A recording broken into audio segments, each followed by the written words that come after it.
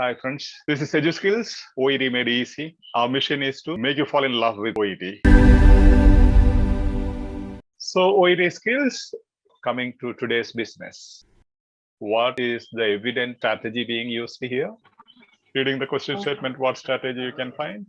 Immediately to go into the answer, to locate the answer. I am asking about the question statement. Yeah, National Health and Medical Research Council. Means, and if there is a name, immediately you have to swoop into the place where the name is mentioned in the paragraph, right? So you have the name here almost at the end of the paragraph. Yes, so Father. National Health and Medical Research Council guidelines: no more than 2 standard drinks a day for healthy men and women.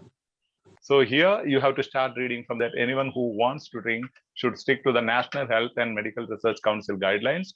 No more than 2 standard drinks a day for healthy men and women. Good. Hedging words in the question statement: NHMRC, that is National Health and Medical Research Council, and function suggests function of the language. But clearly it says how National Health and Medical Research Council suggests guidelines. Same word is here: no more than 2 standard drinks a day. So drinking 2 standard drinks a day or less is the answer.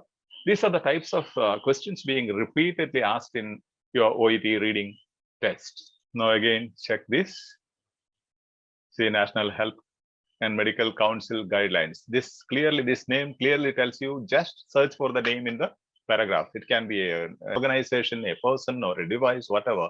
Whenever a name happens, you see in the hedging word or the keyword of the question, you have to swoop immediately go into that portion of the text. Then suggest is another word, guidelines is another word here, is used here, suggest is here. So NHMRC, the name